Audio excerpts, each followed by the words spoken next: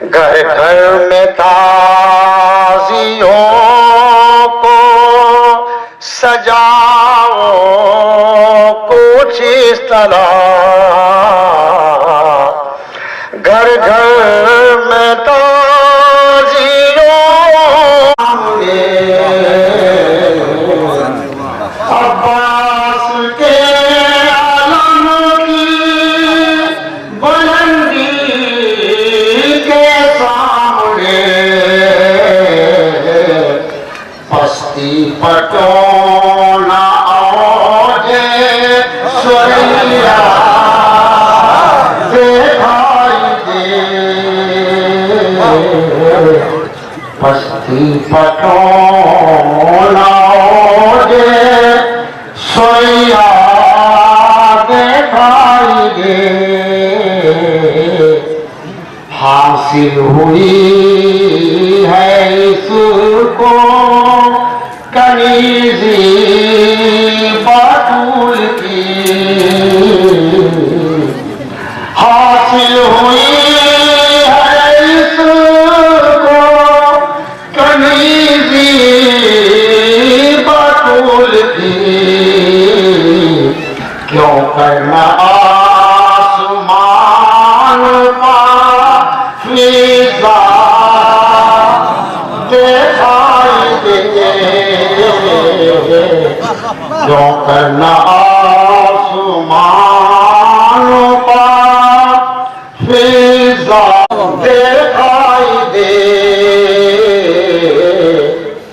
منظر یہ کربلا سے نہ ہٹ کر کہیں ملا،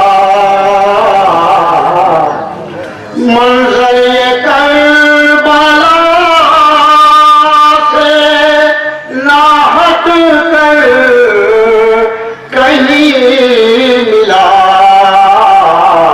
ہر آئینے میں ایک ہی چہرہ دکھائی دے،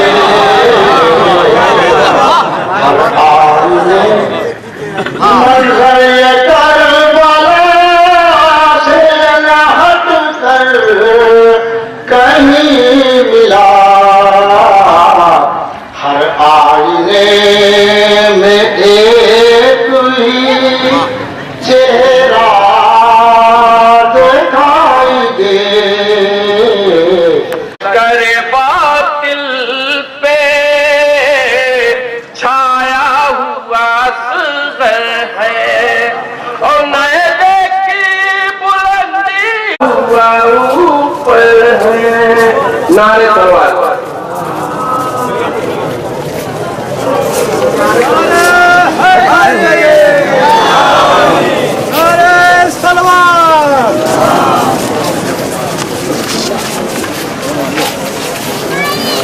بابا نے بلند نعرے تلوار،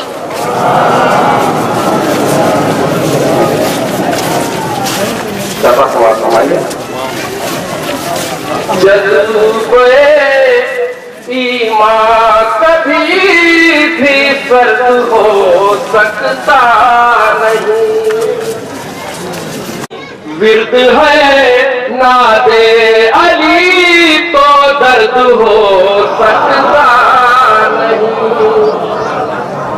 جذبے ایمان کبھی بھی فرد ہو سکتا نہیں، ورد ہے نادے علی تو درد ہو سکتا نہیں،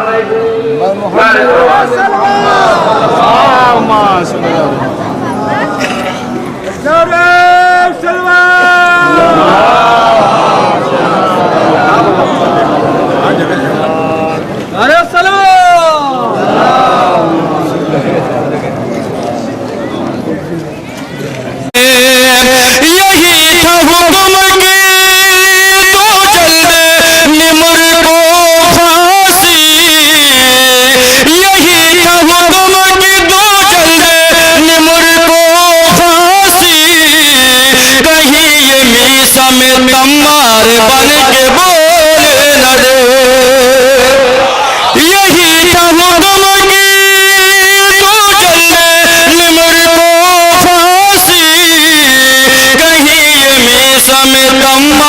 بن کے بولے نہ دے. اور 4 مصرے سماعت فرمائیں کہ عجیب بات ہے مظلومیت کے قاتل کو مزہ تو آتا ہے لیکن سکون نہیں آتا. کسی بھی دور کی تاریخ دیکھ لو پڑھ کر شہید خون کبھی رائے گا نہیں جاؤ.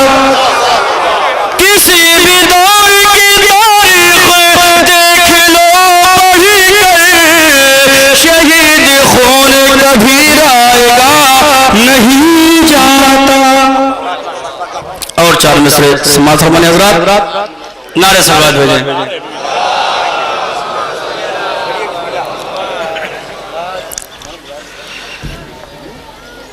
کہ علی کا نام لکھ کر چھاتیوں پہ گھر سے نکلے ہیں. علی کا نام لکھ کر چھاتیوں پہ گھر سے نکلے ہیں. یہ دیکھیں گے کہ کتنا دم ہے شیطانوں کی توپوں میں. نعرے صلوات بھیجیں آپ حضرات. 4 مصرے میں پیش کر رہا ہوں پہلے توسل کے انداز میں کہ آنکھوں میں اشک بن کے ہمیشہ آنکھوں میں اشک بن کے مہکتا رہوں گا میں. ایک نعرے صلوات بھیجیں آپ حضرات.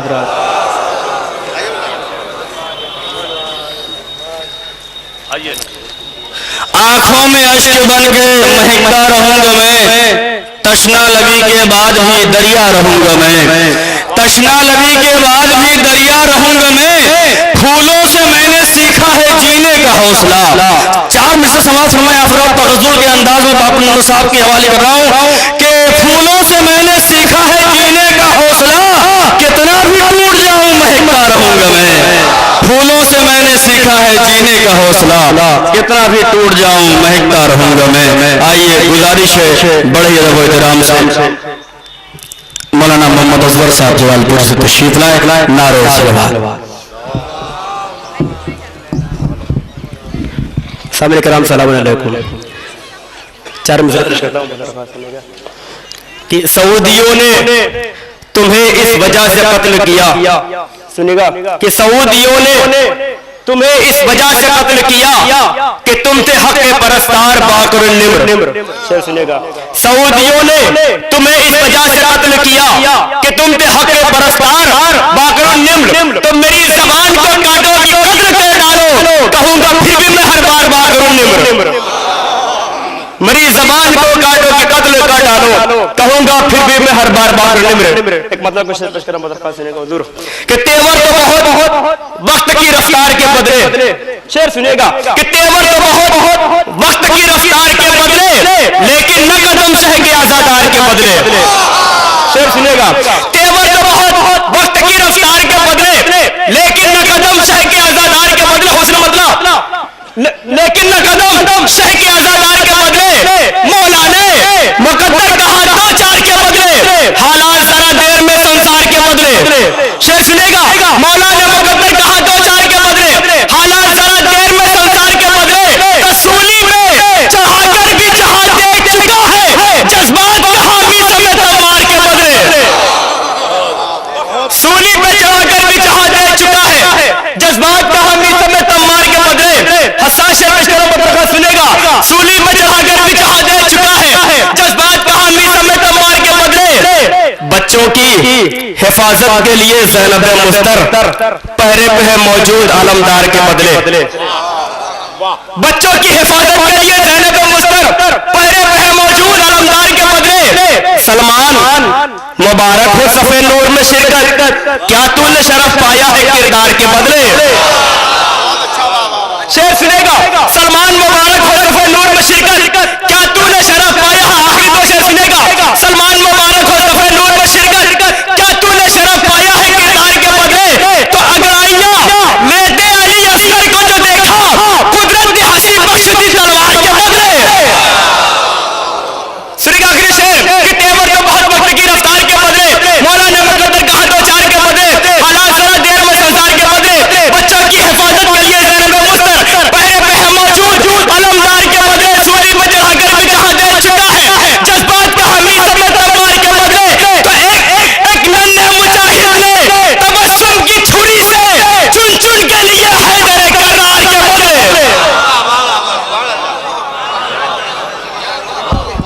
سبحان اللہ، بڑے اچھے شعر سنائے۔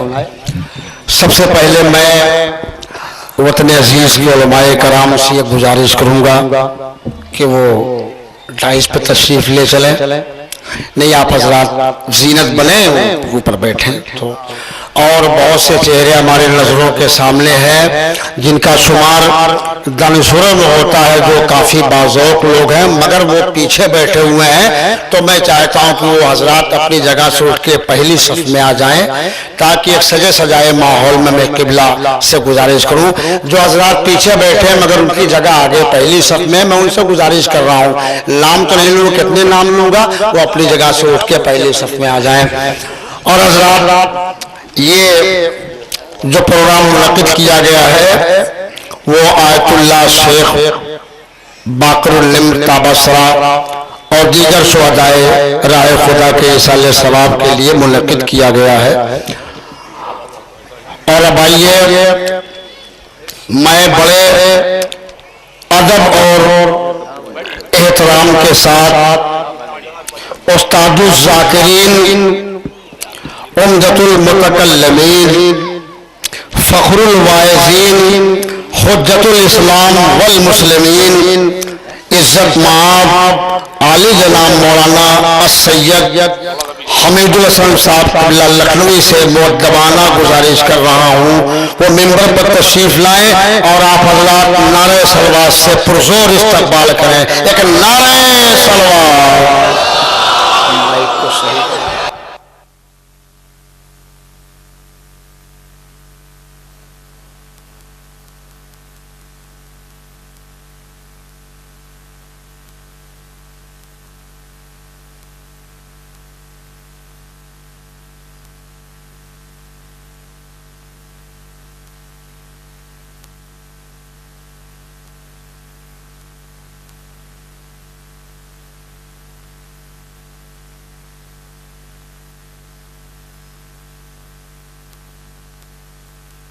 پیچھے ہٹو اور تھوڑا پیچھے کرو، اور پیچھے کرو، اور پیچھے کرو، ادھر ادھر ادھر ہٹو، تھوڑا ہٹو،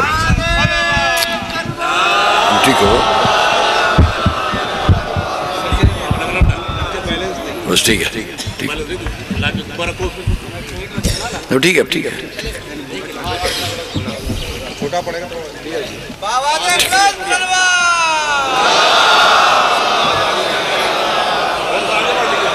جگہ آگے ہے، کافی آگے بڑھائیے، تھوڑا سا ایک ایک قدم بڑھ جائیے آپ۔ ایمان کہاں ہے؟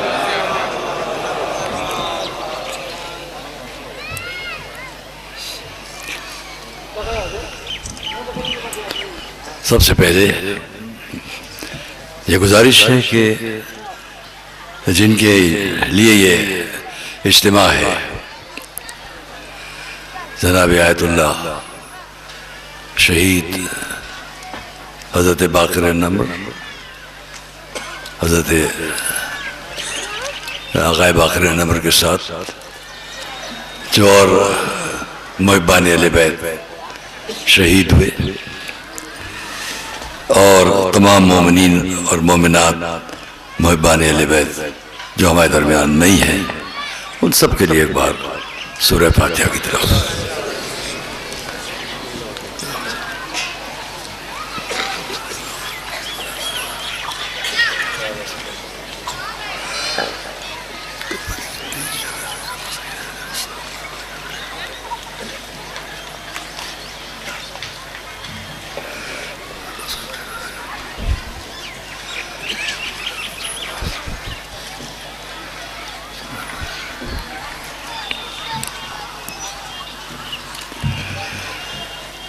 اعوذ باللہ السمیع العلیم من الشیطان اللعین الرجیم،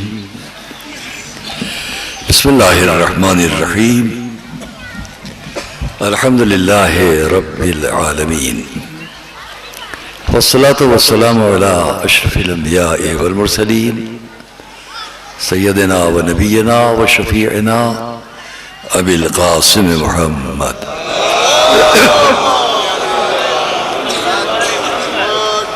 وآل بیتہ الطیبین الطاہرین المعصومین المظلومین الذين أذهب الله عنهم الرجس وطهرهم تطهيرا ولعنة الله على أعدائهم وقتلتهم وغاصبي حقوقهم أجمعين من الأولين والآخرين. أما بعد فقد قال الله سبحانه في كتابه المبين وقوله الحق. بسم الله الرحمن الرحيم. لا يحب الله الجهر بالسوء من القول إلا من ظلم. صلوات الله عليه وسلم.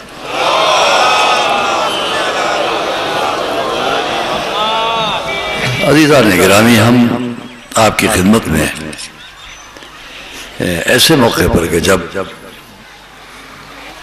ایک سانحہ بہت بڑا ہماری ملی قومی زندگی میں پیش آیا اور اس کے سلسلے میں پوری دنیا میں احتجاج ہو رہے ہیں، یہاں میں حاضر ہوا جناب حجت الاسلام مولانا جعفر صاحب کے اور آپ حضرات کی طلب پر، اور جو حضرات علماء ہمارے یہاں تشریف فرمائے، ان سب کے ساتھ میں آپ سے اتنا ہی کہوں گا، یہ مجمع، یہ اجتماع اس بات کی دلیل ہے کہ تم کتنا ہی حق کو مشکوک اور مشتبہ کرنا چاہو، لیکن جیسے اس دن کے وقت آفتاب چمک رہا ہے ویسے ہی حق بھی روشن ہو کر چمکتا ہے۔ نہ اس آفتاب پر تم پردہ ڈال سکتے ہو اور نہ حق کی آواز کو چھپا سکتے ہو۔ باقر النمر بھی ہیں اور باقر النمر بھی ہیں، دونوں طرح ہم کہہ سکتے ہیں۔ پہلے ہی موقع پر جب ان کے بارے میں تفصیلات پر ہم زیادہ نہیں کہیں گے، شاید بعد میں کچھ کہہ لیں، لیکن مجھے یاد ہے کہ 3 سال پہلے، 2.5-3 سال پہلے میں ایک عشرے کو خطاب کرنے کے لیے شارجہ میں تھا، اور وہاں لوگوں نے مجھے بتلایا کہ یہ ایک نوجوان شخصیت وہاں حق کہنے کے سلسلے میں بہت محبوب اور بہت مقبول ہے، اور ان کو پوری اس وقت کی عرب دنیا میں بڑا پسند کیا جا رہا ہے۔ اور پھر جب وہ وقت آیا ان کی کسی تقریر کا اس ممبر سے اتر کے ادھر جانے کا، تو منظر مجھے دکھایا گیا۔ ہم اس وقت یہ نہیں جانتے تھے کہ یہ نوجوان، ہماری نظروں میں نوجوان ویسے وہ بہرحال ایک سن رکھتے تھے اپنا، لیکن ہم لوگوں کے اعتبار سے نوجوان، کیا کیا تھا انہوں نے اور کیوں ایسا ہوا، ہم شاید آگے آپ کے سامنے کچھ اس کو بیان کریں، لیکن پہلے تو ہم اس بات کو پوچھنا چاہتے ہیں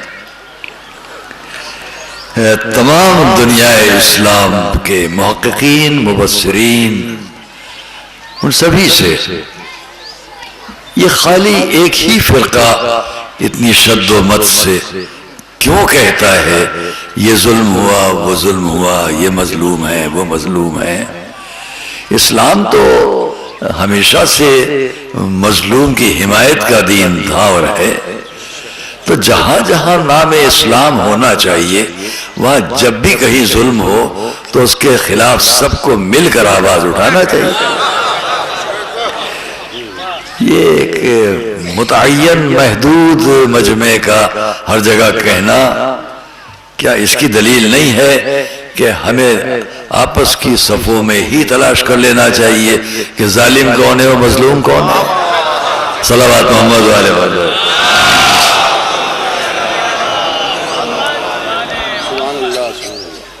اسلام جس کے ذریعے سے ہم تک آیا اور ہے، دو ہی باتیں تو ہیں، یا قرآن ہے یا حضور ہے، یا قرآن ہے یا حضور ہے، اور قرآن رسول کے کردار کا گواہ ہے اور رسول قرآن کے قوانین کے گواہ ہیں، اور یہ دونوں مل کر جو ہمارے آپ کے سامنے زندگی پیش کرتے ہیں وہ محبت اور رحمت کے سوا کچھ نہیں ہے۔ قرآن کی ابتدا بسم اللہ الرحمن الرحیم، قرآن رسول کی عظمتوں کا گواہ، وما ارسلناک الا رحمتا للعالمین، نہ یہ رحمت سے الگ ہے نہ وہ رحمت سے الگ ہے۔ جب کوئی رحمت سے الگ نہیں تھا نہ ہے تو جو ان کے نقش قدم پر چلیں گے وہ بھی رحمت پسند ہوں گے، ظلم پسند نہ ہوں گے۔ جہاں جہاں ظالمانہ کردار نظر آئے سمجھ لینا اوپر سے کچھ اور ہیں، یہ اندر سے کچھ اور ہیں۔ صلوات محمد و آلہ محمد۔ ہم یہ بھی دیکھتے ہیں کہ حضور کا کردار اس پوری نسل انسانی اور بشری تاریخ کا ایک نمونہ ہے۔ ہمارے سامنے حضرت آدم کے وقت سے لے کے حضرت ابراہیم یا حضرت نوح کی سام کی اولاد میں حضرت ابراہیم، حضرت ابراہیم سے پھر لے کر ہمارے سامنے ایک تاریخ چلی۔ اس تاریخ میں عزیزان گرامی ایک سلسلہ وہ ہے جو حضرت ابراہیم سے حضرت اسماعیل سے ہوتا ہوا، اور ایک وہ سلسلہ ہے جو حضرت ابراہیم سے حضرت یعقوب سے ہوتا ہوا، حضرت اسحاق، حضرت یعقوب سے بھی حضرت یوسف سے لے کر ایک سلسلہ وہ ہے جو آگے بڑھا تو اس میں ہمیں جناب داؤد اور جناب سلیمان بھی نظر آئے، اور دوسرا سلسلہ وہ ہے جس میں ہم کو حضرت موسیٰ نظر آئے، اور ایک ہی سلسلہ جس میں حضرت سلیمان اور داؤد ہیں وہی آگے بڑھ کر جب الگ ہوا تو اس کے حضرت عمران نظر آئے۔ یعنی ہم کو وہ دونوں بڑے مذاہب جو حضرت موسیٰ سے منسلک ہو کر یا حضرت داؤد سے منسلک ہو کر یا خود حضرت عیسیٰ سے منسلک ہو کر، یہ تینوں بڑے مذاہب ہم کو حضرت اسحاق کی اولاد میں نظر آئے۔ شاخیں بدلتی گئیں، یہ حضرت یوسف اور لاوا ہے، یہ حضرت یہودا ہے اور حضرت عمران ہے۔ لیکن اس طرف اگر آؤ تو حضرت ابراہیم سے حضرت اسماعیل، میں پورا سلسلہ پڑھ سکتا تھا آپ کا وقت بچانے کے لیے، حضرت اسماعیل سے لے کر ہمارے حضور تک جو جتنا وقت بھی گزر رہا ہے 2500-3000 سال کا، اس میں کوئی نبی نہیں ہے۔ ادھر انبیاء ہی انبیاء ہیں، ادھر کوئی نبی نہیں ہے۔ ہاں لیکن ہر شخص اپنے دور کا ایک مانا ہوا جانا ہوا سردار اور محترم باکردار، اس لیے کہ ہم آپ جانتے ہیں کہ ہر دور میں ایک نور تھا جو نسلاً بعد نسلاً اسلاب میں منتقل ہوتا ہوا سرزمین عرب تک پہنچنے والا تھا۔ تو یہاں ہر وہ شخص تھا جو سلسلے میں تھا حضرت ابراہیم کے، لیکن ان میں کوئی بھی ایسا نہ تھا کہ جس کے کردار پر، جس کی عظمتوں پر، جس کی عظمت پر، جس کی مرتبے پر، جس کی شرافت و فضیلت پر کوئی ایک انگلی بھی اٹھا سکے۔ پہچانو کہ حضرت ابراہیم سے لے کے ہمارے حضور تک کتنا پاکیزہ سلسلہ ہے جس میں کسی پر نہ ظلم کا الزام ہے، نہ جبر کا الزام ہے، نہ بدتمیزی کا الزام ہے، نہ بدکرداری کا الزام ہے۔ اگر اس کو پہچان لو تو حضرت ابراہیم سے لے کے حضور تک آنے والا سلسلہ جو حضرت اسماعیل سے آیا، حضرت حضور سے لے کر جو آگے سلسلہ چلے گا، کیا وہ سابق کے اس تمام سلسلے کا نمونہ بن کر ہونا چاہیے یا اس سے الگ ہونا چاہیے؟ کیا بات ہے، حضرت ابراہیم، حضرت اسماعیل، حضرت قیدار، حضرت الس، حضرت نسبت، حضرت سلامان، یمسا، یسا، عدت، عدین، جناب عدنان، میں وہاں سے لے کے پڑھتا چلا جاؤں۔ ہر ایک اپنے دور کا تاریخ پہ وہ ہے جو سردار بھی ہے لیکن اس کے کردار کی قسم کھائی جا سکتی ہے۔ کیوں؟ اس لیے کہ اس کے سلم میں ایک نور ودیت تھا اور وہ نور ان کے کردار کی ضمانت تھا۔ اب اگر وہ کردار ہر زمانے میں ایک نور کی وجہ سے محترم و معظم ہے تو جب وہ نور خود عالم امکان میں آ جائے گا تب اس کے لیے کیا ہمارا عقیدہ اور صلوات محمد والے وقت میں ہمارا کیا عقیدہ ہونا چاہیے؟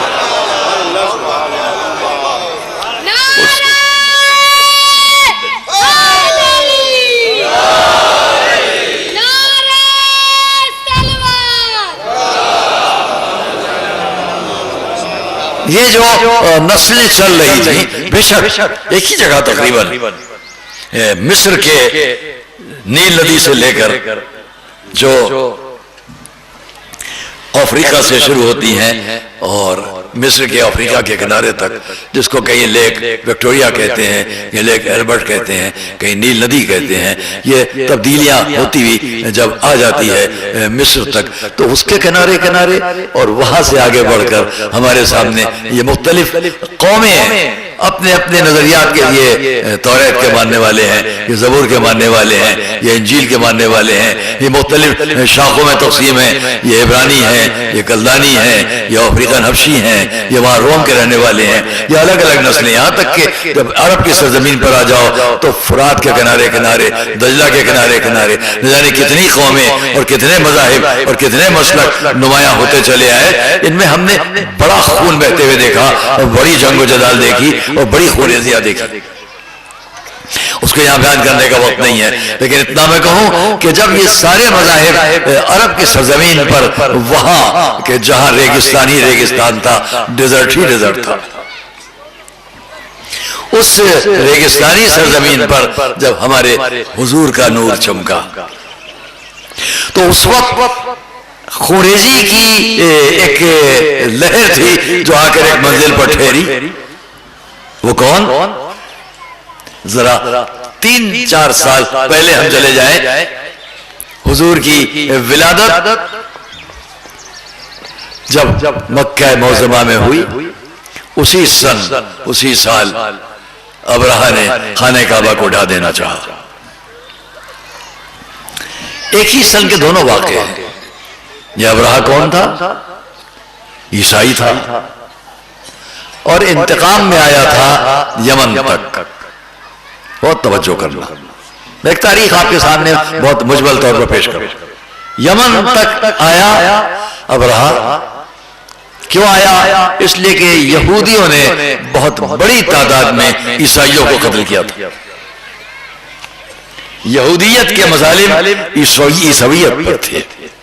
ईसावियत ने इंतकाम लेना चाहा और अफ्रीका के बादशाहों के वसीले से कश्तियां जमा करके एक बहुत बड़ा लश्कर लेकर 2 सरदार भेजे गए। दोनों में से एक का नाम अबरहा था, दूसरे का नाम अरयाब। दोनों आए और यमन तक पहुंचने के बाद इनमें भी आपस में जंग हो गई, लेकिन जितने यहूदी ये कत्ल कर सकते थे उन्होंने कत्ल किया। औरतों की बेइज्जती, बेहतरामी, बच्चों पर जुल्म, हजार ईसाई यहूदियों ने कत्ल किए। इंतकाम में इस लश्कर ने हजार यहूदी कत्ल किए। एक तारीख है, हकीकत है।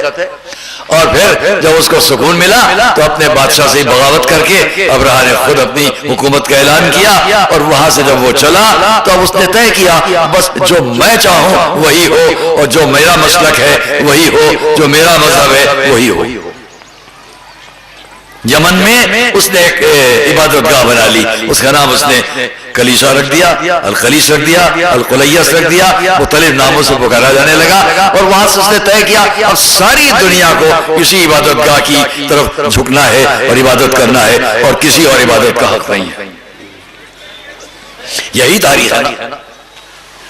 और ये अबरहा अपने उस लश्कर को लेकर कितने मुश्किलात को बर्दाश्त करता हुआ यमन से मक्का मुअज़्ज़मा तक उस जमाने में एक लश्कर लेके पहुंच जाना आसान न था, लेकिन पहुंचा। और क्यों आया? कि मैं इस घर को ढा दूं ताकि बस एक ही घर दुनिया में इबादत का कहलाए। तवज्जो करना, इस तारीख को मैं हज़रत इब्राहिम से लेके इसलिए जरा एक झलक पेश कर रहा हूं कि अब उसने आकर क्या कहा, घेरा, खाने काबा के लिए इंतजाम किया और पहला उसने तशद्दुद का इक़दाम ये किया कि ये ऊंट किसके हैं, उनका सरदार अरब के हैं, कि इनको कब्जे में ले लो। जब कब्जे में ले लिए गए तो उसको यकीन था कि जो मक्के के सरदार हैं वो इसकी बात जरूर करेंगे। और उसकी जो एक अंदाजे की बात थी वो ठीक थी, बात की गई। उनका कि हमारे ऊंट वापस करो, आइए बात कर ले। गए बात करने के लिए, ये मजमा मेरा तवज्जो करेगा। जरा ये बताओ कि इतना बड़ा लश्कर यमन से लेकर चला था, जब मक्के को उसने घेर लिया और ऐसा भयानक लश्कर लेकर भी आया कि जिसको वहां के लोगों ने कभी देखा भी ना हो।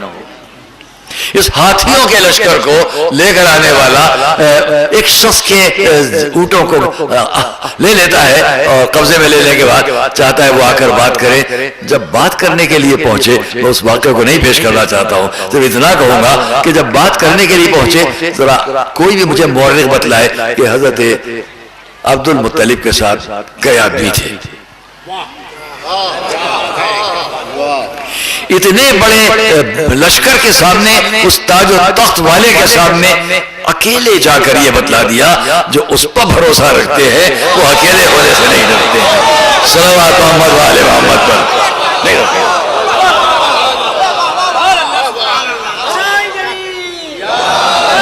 نہیں گھبراتے.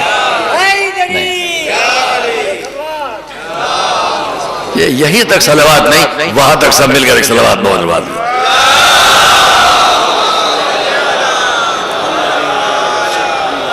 ہم یہاں بہت تفصیل سے اس واقعے کو پیش کر سکتے ہیں, لیکن ایسا نہیں, اس کا وقت نہیں ہے. ہاں اتنا کہوں گا کہ حضرت عبد المطلب نے اس پورے مجمع میں تنہا جا کر یہ بتلا دیا کہ ابھی آگے آگے جو مناظر آنے والے ہیں, اگر ان پر بھروسہ نہ ہوتا تو تنہا نہ جاتے.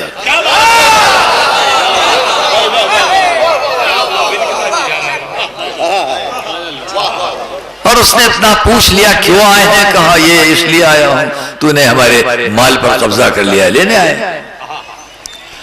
آپ سردار مکہ ہیں, میں تو اس گھر کو ڈھانے آیا ہوں, آپ اس کی بات کیوں نہیں کرتے؟ سب جانتے ہیں اس واقعے کو, آپ اس کی بات کیوں نہیں کرتے؟ کم سے کم بہت طنزیہ جملے یہاں میں کہہ سکتا ہوں, لیکن ذرا اپنے جذبات کو قابو میں رکھ کر بات کرو. تو خیال تو کرو حضرت عبد المطلب نے کیا جواب دیا, یہ میرا مال ہے, اس کو میں مانگنے آیا ہوں, وہ جس کا گھر ہے وہ اس کی عبادت کر لے گا. کہہ سکتے تھے کہ میں اس کی بھی بات کروں گا, اس کی کوئی بات نہ کر کے یہ جملہ آپ نے ارشاد فرما کر آنے والوں کو کم سے کم یہ سمجھا دیا. دیکھو یاد رکھو کہ تم کبھی یہ نہ سمجھنا, آج کے عالم اسلام سے میں ایک, اس لیے میں اس بات کو یہاں تک لایا ہوں کہ آج کے عالم اسلام سے میں ایک بات کا مطالبہ کروں گا, منصفانہ انصاف سے آپ غور کرو. کیوں بہت احترام ہے وہاں کا, کیوں ہے؟ ایک ہی جملہ آڑ کے طور پر, پردے کے طور پر, حجاب کے طور پر, خالی اپنے جذبات کو بدل دینے کے طور پر ایک ہی جملہ کہا جاتا ہے. ان کے کہنے میں نہ آئیے, وہ بڑے محترم ہیں. کیوں محترم ہے؟ کیوں محترم ہے؟ ہم روز اخبار میں پڑھتے ہیں, مختلف لوگوں کی تقریریں پڑھتے ہیں, سنتے ہیں, کیا بات آپ لوگ کرتے ہیں, ان کے خلاف آپ بولتے ہیں جو محافظ حرم ہیں. اگر تاریخ پر نظر ہے تو پہچان لو, جو سردار مکہ تھا وہ بھی جانتا ہے, محافظ حرم وہ ہے, تم نہیں ہو. صلوات محمد و آل محمد پر.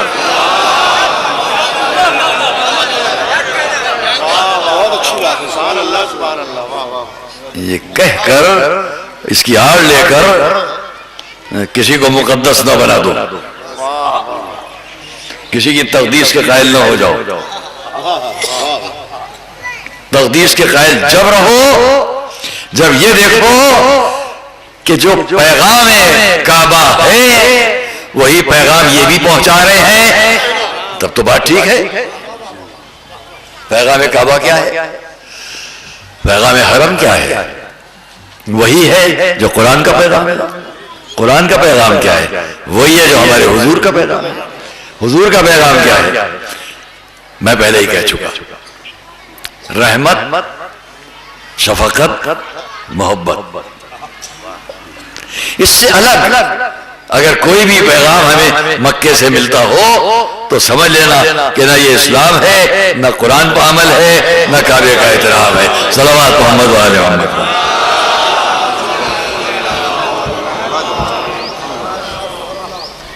دیکھیے باتیں بیان کرنے کی بہت سی ہے، میں بہت وقت تو نہیں لوں گا اتنا۔ میرے سامنے محترم بڑا مجمع، اچھا مجمع ماشاءاللہ سے، اور آپ کا آنا، اس طرح بیٹھنا، تمام ہماری محترم شخصیتوں کا بیٹھنا، اس بات کی دلیل ہے کہ آپ کے جذبات اس سلسلے میں کتنے مجروح ہیں۔ میں نے اسی لیے قرآن کریم کی ایک آیت سے جس سے ابتدا کی ہے اس پر ابھی عرض کروں گا۔ لیکن اور دیکھیں، جب ابرہہ خانہ کعبہ تک آیا، حضرت عبد المطلب کو وہ وقت نکل گیا اور تھوڑی دیر کے بعد آپ واپس آ گئے۔ واپس آنے کے بعد ایک کام تو یہ کیا کہ خانہ کعبہ کی دیوار پر ہاتھ رکھ کر آپ نے اپنے رب کو پکارنا شروع کیا۔ مناجاتیں ہیں یہاں آپ کی 5 یا 6 مناجاتیں۔ دوسرا یہ تھا کہ خانہ کعبہ کے چاروں طرف جو لوگ رہتے تھے ان کو آپ نے رخصت کر دیا تھا، جو ہے ہم دیکھ لیں گے۔ اور پھر وہ وقت آیا کہ حضرت عبد المطلب کو 2 خبریں ایک ساتھ ملی۔ ایک، ابرہہ آپ کی اس دعا یا بددعا کا شکار بن چکا ہے اور اس پر عذاب آ چکا ہے۔ دوسرے، آپ کے فرزند عبداللہ کے گھر میں ایک فرزند آیا ہے۔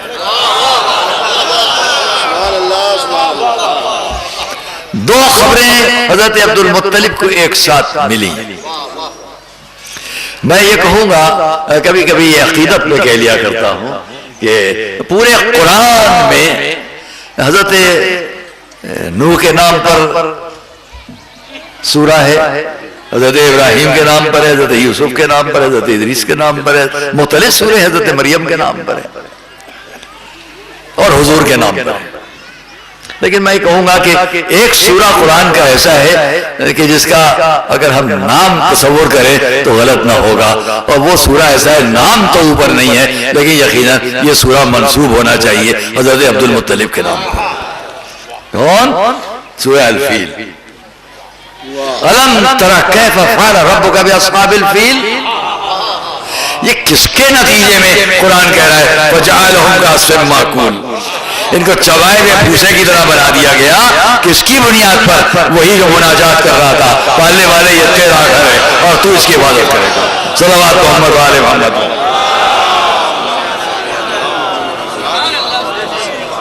اور اس واقعے سے صرف 6 یا 7 سال گزرے ہیں کہ حضرت عبد المطلب اب اس دنیا سے اٹھ جانے والے۔ بستر نزا پر سارے خانوادے کو جمع کیا، ایک ایک کو نصیحت و وصیت۔ یہاں پر بھی ایک انوکھا واقعہ پیش آتا ہے۔ فرض کیجئے اس طرف حضرت ابو طالب ہے، اس طرف ہمارے حضور ہیں۔ حضرت عبد المطلب تم ان کے ساتھ رہو، تم ان کے ساتھ رہو، تم ان کے ساتھ رہو۔ حکم، بعض روایات 100 سال کا سن ہے، بعض روایات 120 سال کا سن ہے، کم سے کم 100 سال تو ہے۔ 100 سال کے سن کے بزرگ ایک مرتبہ پلٹ کر اپنے پوتے پر نظر ڈالتے ہیں۔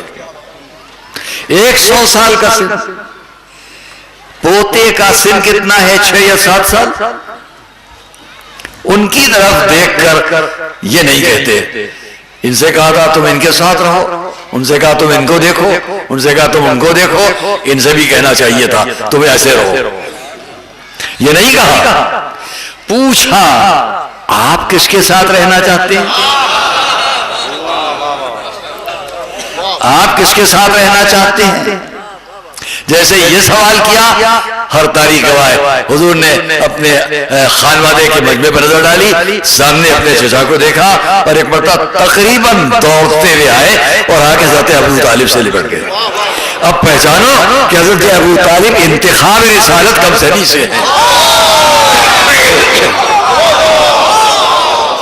सलावत मोहम्मद व आले मोहम्मद। थोड़ा सा मैं कि वो जो तारीख वहां चारों तरफ, उस तारीख का ये इब्तिदाई बाब आपके सामने मैंने अर्ज किया। वक्त वो आता है कि अब हजरत अब्दुल मुत्तलिब भी नहीं है, और अब वो वक्त भी है कि हजरत अबू तालिब भी दुनिया से रुखसत होने वाले हैं। उससे कुछ पहले, हिजरत से 7 साल पहले, आपने अपने बड़े बेटे को भी हिजरत करते हुए देखा। कोई और नहीं, हजरत, ये मैं किसी वजह से उसका मौजूद तवज्जो कीजिएगा कि हजरत जाफर को भी 83 आदमियों के साथ या 85 आदमियों के साथ हबशा की तरफ भेज दिया गया। हुजूर चाहते तो हजरत जाफर को रोकते। ये मैं आज के तमाम आलम इस्लाम से अपील करता हूं कि जरा इस मंजर पर नजर डालो। मैं तारीख इस्लाम को बहुत समेट कर पेश करना चाहता हूं। जरा गौर करो कि हुजूर ने अबराहा के लश्कर कशी के वक्त इस दुनिया में उनकी आमद, हजरत अब्दुल मुत्तलिब ने अबराहा के मुकाबले पर कोई बात न की। वो वक्त आ गया कि हिजरत का वक्त आ गया और आपने पहली हिजरत के लिए हजरत जाफर को भेज दिया। 7 साल हुजूर की हिजरत से पहले हजरत जाफर हबशा गए और हुजूर की हिजरत के भी 7 साल के बाद वापस आए। 14 साल परदेश में रहे हजरत जाफर, और जब वो वक्त भी आ रहा है कि हजरत जाफर को इंतहाई शजा और बहादुर लोगों के साथ हबशा भेज दिया गया। एक लश्कर की जगह पर 2-3 आदमी चुनिंदा गए वहां जाकर शहंशाह हबश को आमादा करने के लिए कि इनको वापस करो। वापसी नहीं हुई। नजाशी ने सब जवाब दे दिया। वो वक्त आ गया कि अब हुजूर को भी हिजरत करना है। अज़ीज़ान गिरामी, मेरी तहकीकात में एक खास रुख है, एक खास जुज़ है जिसमें अपने मोहतरम हज़रात उलमा भी तशरीफ़ फरमाए और बहुत ही नाक़िद मजमा मेरे सामने, मैं अपनी एक रिसर्च एक तहकीक है जिसे अभी मैं आपके सामने अर्ज़ करूँगा और उसी के लिए ज़हमत दे रहा हूँ। हज़रत जाफर हबशा गए, तमाम तफसीलात हैं छोड़ते हुए। अब वो वक्त है हज़रत जाफर के चले जाने के 4 साल के बाद हज़रत अबू तालिब की वफ़ात हुई। हिजरत से 3 साल पहले हुजूर की वक्त वो आया कि अब हुजूर को हिजरत करना है। देखिए मेरे इस मजमे में अगर किसी भी मसलक और किसी भी जरा उसको गौर से सुने आप कि जब हुजूर की हिजरत का वक्त आया तो 40 साल ऐलान नबुव्वत से पहले की जिंदगी गुजर चुकी और अब 13 साल ऐलान नबुव्वत के बाद की मक्के की जिंदगी गुजरी। 53 साल की जिंदगी गुजार कर हुजूर मक्के को छोड़ रहे। बहुत सी बातें यहां पर मैं मुतवज्जे कर सकता हूं, लेकिन जल्दी जल्दी आगे तक बात कहना है। हमने देखा कि हुजूर ने शब हिजरत अपनाई, हमें जाना है।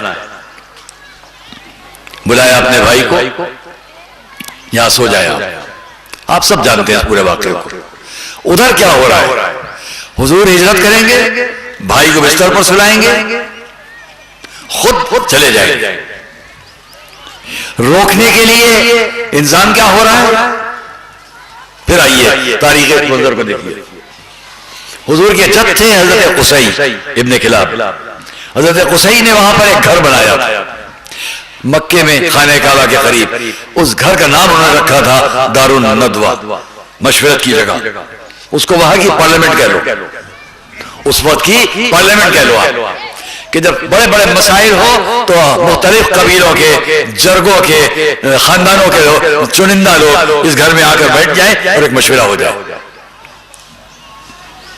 ये वहां के मुख्तलिफ कबीलों की एक पार्लियामेंट थी जो हजरत कुसई ने बनाई। उनके बेटे हजरत अब्दुल मनाफ, हजरत हाशिम से होते हुए हजरत अब्दुल मुत्तलिब, वो हमारे हुजूर। अब आप जाना चाह रहे हैं वो तो उस घर में क्या हो रहा है? 1500 आदमी चुने हुए आए, अरब के चुने हुए 1500 काबिल, पढ़े लिखे, दानिश्वर। इन 1500 में से ही, बहुत तवज्जो करना, इन 1500 में से भी 40 सेलेक्ट में इंतखाब किए गए। سارے قبائل عرب کے چنندہ 1500 میں سے بھی 40 چنے گئے. یہ 40 اس لیے جمع ہوئے کہ یہ طے کریں کہ ابھی تک جو دین پیش کر رہا ہے اس کو ہم کاہن کہتے ہیں, اس کو ہم ساحر کہتے ہیں, اس کو ہم مجنون کہتے ہیں, لیکن یہ تینوں خطابات تمہارے بیکار ہو گئے. نہ تم کاہن کہہ کے پیچھے ہٹا سکے ان کو, نہ ساحر کہہ کے ہٹا سکے, نہ مجنون کہہ کے ہٹا سکے. اب تمہارے پاس ایک ہی راستہ رہ گیا, انہیں قتل کر دو. اب ایک ہی راستہ رہ گیا ہے, انہیں قتل کر دو. حالانکہ وہ اتنے احمق تھے کہ جانتے ہی نہ تھے کہ کاہن تم غلط کہہ رہے ہو, کاہن بڑے ذہین کہلاتے ہیں, یہاں ذہانت تھی تو تم ان کو کاہن کیوں کہہ رہے ہو. ساحر اسے کہتے ہیں اس کے شہر کے سامنے کسی کی بات نہ چلے تو ساحر بھی تم غلط کہہ رہے ہو. اگر مجنون کہہ رہے ہو تو مقابلے کی ضرورت ہی کیا تھی. اس کا مقصد یہ پورا مجمع جانتا تھا ہم انہیں جو کچھ کہہ رہے ہیں وہ سب جھوٹ ہے. سچ ایک ہی بات ہے کہ ان کے پاس حق ہے, سچائی ہے, اور اس کا مقابلہ نہیں. صلوات محمد والے.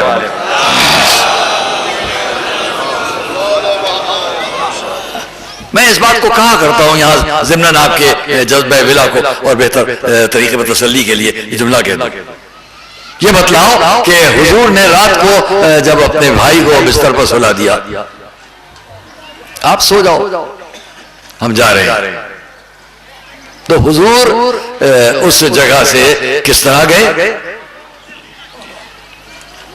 یہ مجمع کے درمیان سے حضور کا گزر کے جانا, اپنے بھائی سے کہنا آپ یہاں سو جائیں, چادر اوڑھیں سو جائیں.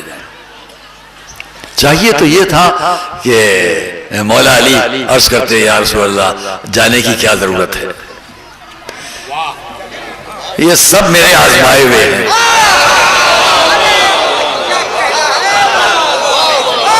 صلوات محمد والے محمد پر. یہ بازو میرے آزمائے ہوئے ہیں. کیوں؟ اس لیے کہ وہ 1500 میں سے انتخاب 40 کا, وہ 40 میں سے بھی منتخب کیے گئے. ایک روایت 13 اور ایک روایت 11. یہ 13 یا 11 افراد کو چن کر بھیجا گیا, گھر گھیر لو, صبح ہو کر بات کر لینا, یعنی قتل کر دینا. قدیم زمانے کے مخالفین اسلام, اعدائے رسالت, دشمنان اسلام, انتہائی جاہلیت اور جہالت کے زمانے کے رہنے والے پھر بھی اتنا تو جانتے تھے کہ رات کو کسی شریف کے گھر پر حملہ نہ کریں.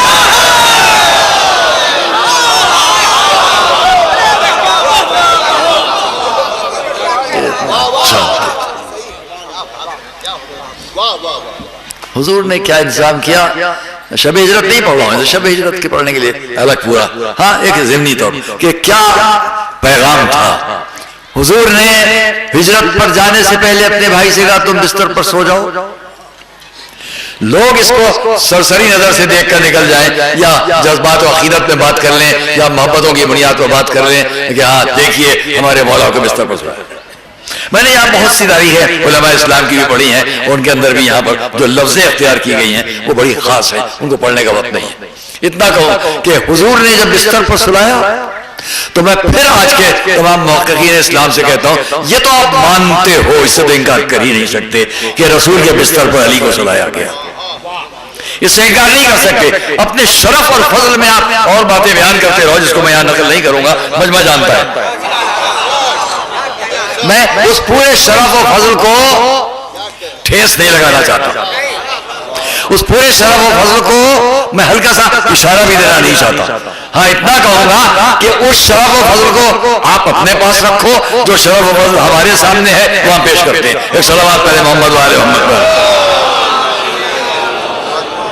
دیکھیے جو وہاں آخر تک مجمع ہے سب مل کر صلوات پڑھے تو میں آپ کے سامنے آگے بڑھوں گا. دیکھیے ہم نے یہ دیکھا کہ حضور نے کہا بستر پر سو جاؤ, علی بستر پر سوئے. کیا سوئے؟ حکم رسالت ہے, چادر کو اوڑھ لیا. तुम यही समझो कि हम सो रहे हैं, लेकिन ये भी तो जान लो, क्या किसी भी मुसलमान का ये अकीदा हो सकता है कि जब रसूल सोते थे तो वाकई सोते थे? क्या बात है। हर मुसलमान जानता है कि हुजूर की खासियत में, सिफात में से ये भी बात थी कि जब सोते थे तो बज़ाहिर सो रहे होते थे, लेकिन हकीकत में सब कुछ देख रहे होते थे। तो इसको अपनी जगह बिस्तर पर सुलाएंगे जब हर बात में रसूल जैसा है, खुशबू उनकी जैसी है, रोशनी उनकी जैसी है, कदोकामत उनका जैसा हो चुका है, तो यहाँ पर यह बात भी होगी कि बज़ाहिर सो रहे होंगे, हकीकत में जाग रहे होंगे। सल्लल्लाहु मोहम्मद वाले मोहम्मद। आइए मैं अपने मजमे के सामने इतनी बात अर्ज कर लूं कि जब हुजूर ने कहा सो जाओ, तो आप आइए शरफ पर अंदाजा करें, शरफ और फजल और फख्र क्या था।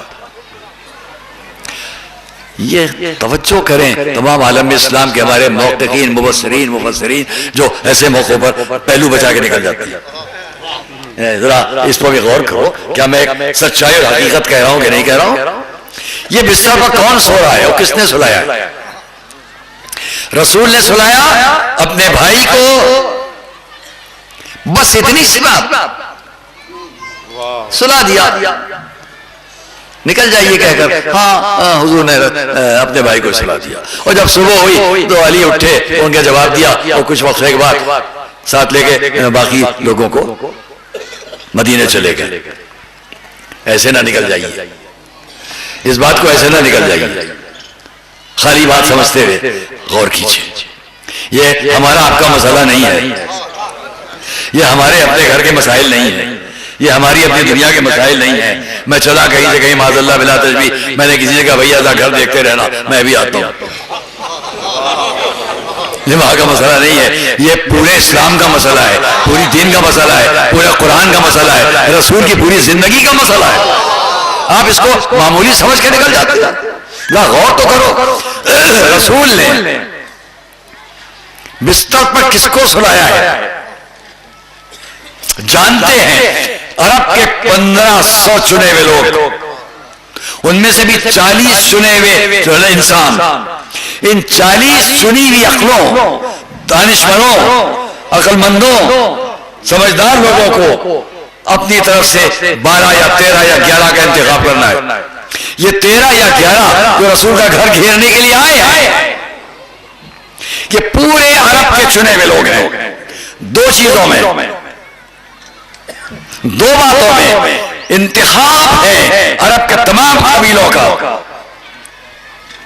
1500 अक्लमंदों की अक्लों का, 40 अक्लमंदों की अक्लों का, और सारे अरब के मशहूर शमशीर जनों की तलवार चलाने वालों की तलवारों का। अब समझो कि सुबह जो आ रहे हैं सामने, वो मुंतखब अखले भी लेकर आ रहे हैं और मुंतखब तलवारें लेकर भी आ रहे हैं। उसको बिस्तर पर सुलाया जाएगा जो हर अक्ल का जवाब भी दे सके और हर तलवार का जवाब भी दे सके।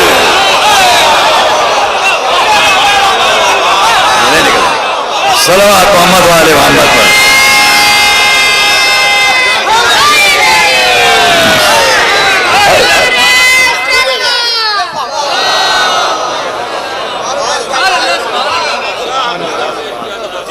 जो इनकी मुंतखब अक्लों का भी जवाब दे सके, यूं ही नहीं सुला दिया गया।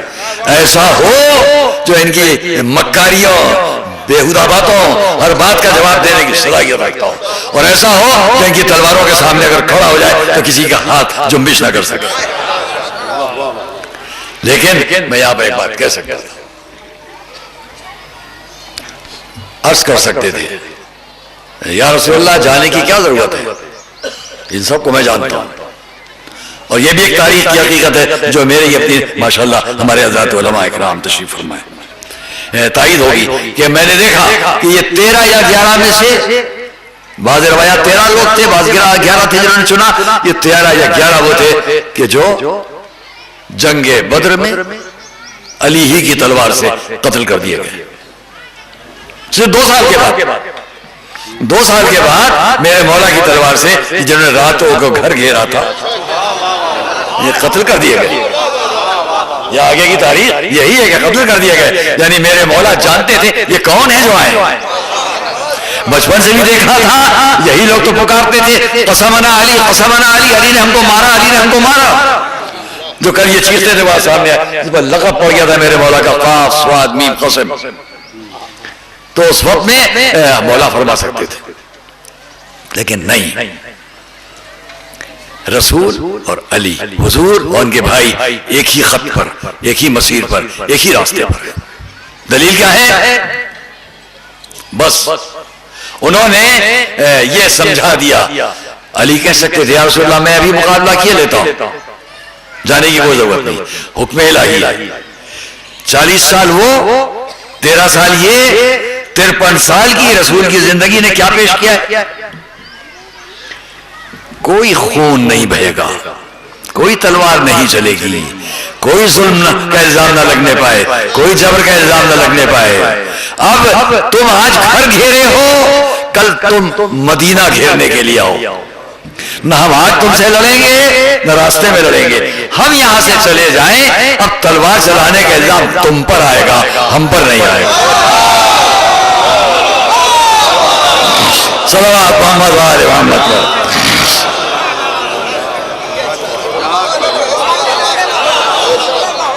میں آج تمام عالم اسلام سے پوچھتا ہوں، یہ سن ہجرت کس کا دیا ہوا ہے؟ تاریخ اسلام آپ بغیر سن ہجرت کے طے نہیں کر سکتے. تو سن ہجرت کس نے دیا؟ حضور کے زمانے میں نہیں، خلافت اولیٰ کے زمانے میں نہیں، خلافت ثانیہ کا زمانہ ہے جب روم کی طرف سے تان و تشنیع کی باتیں آنے لگی کہ ہمارے کیلنڈر پر عمل کرتے ہو اور ہم ہی سے لڑتے ہو. اب جب مجبوریاں سامنے آئی کیا جواب دیا جائے؟ آئے اس در پر جہاں مشکلیں حل ہوتی تھی. کوئی پریشان ہونے کی بات نہیں ہے، یہ ہم بنا کر دیے دیتے ہیں. کب سے چلا یہ قمری کیلنڈر؟ میرے مولا نے دیا. اب آپ اندازہ کر لو کہ کیلنڈر کیوں ہوتا ہے؟ حساب رکھنے کے لیے، حساب رکھنے کے لیے. یہ 100 کا عدد مکمل ہو گیا، یہ 1000 کا عدد مکمل ہو گیا، یہ لاکھ کا عدد مکمل ہو گیا. یہ سب حساب رکھنے کے لیے کیلنڈر کام آتا ہے. تو انصاف کرو کہ قمری کیلنڈر، یہ چاند والا کیلنڈر کس کا دیا ہوا ہے؟ میرے آپ کے بعد سب جانتے ہیں علی کا دیا ہوا ہے. میں اسی سے پہچان لو جب دنیا کا حساب بغیر علی کے نہیں ہو سکتا تو آخرت کا صلوات محمد و آل محمد پر.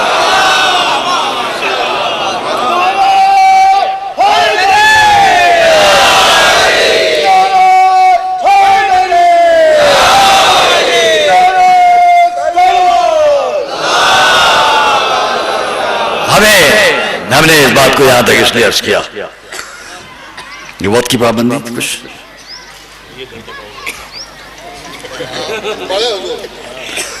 ہم نے آپ کے سامنے اس تاریخ کو اس لیے پیش کیا کہ شب ہجرت اسلامی کیلنڈر اور تاریخوں سے بھی ہو سکتا تھا.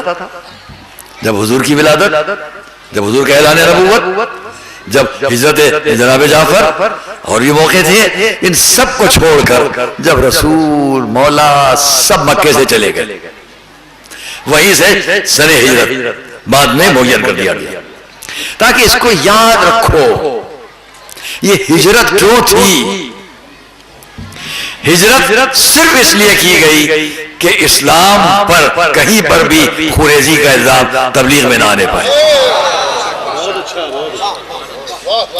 افسوس جو اسلام اتنا محتاط ہو اپنی تبلیغ میں، اور جو قرآن اپنی تبلیغ میں اتنا مصر ہو، اور جو رسول کا کردار اتنا سامنے ہو کہ کہیں پر بھی تبلیغ اسلام پر خوریزی کا دھبا نہ آنے پائے، آج وہی اسلام،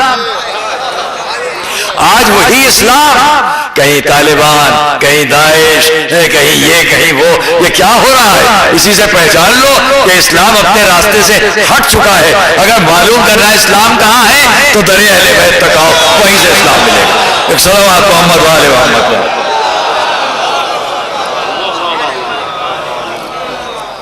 اسلام محبت کا دین ہے، اسلام خوریزی کا دین نہیں ہے. میں اپنا ایک نفسیاتی سائیکالوجیکل ایک چھوٹا سا جملہ پیش کر دوں. حضور نے فرمایا، حدیث کی روشنی میں بات کر لے، کل مولود یولد علی فطرت الاسلام، ہر بچہ اسلام کی فطرت پر پیدا ہوتا ہے. وہ بابا اس کے ماں باپ یہودان وہ یونسران ایو مجوسان اسے یہودی نصرانی مجوسی بنا دیتے ہیں. وہ اسلام کی فطرت پر پیدا ہوتا ہے. کوئی بھی غیر مسلم جو میری اس تقریر میں ہو وہ یہ نہ کہے دیکھیے صاحب انہوں نے کہہ دیا ساری دنیا اسلام پر پیدا ہوتی ہے. مراد اگر میں تعویل کی منزل میں آ کے عرض کروں تو اتنا کہوں گا توجہ کرنا.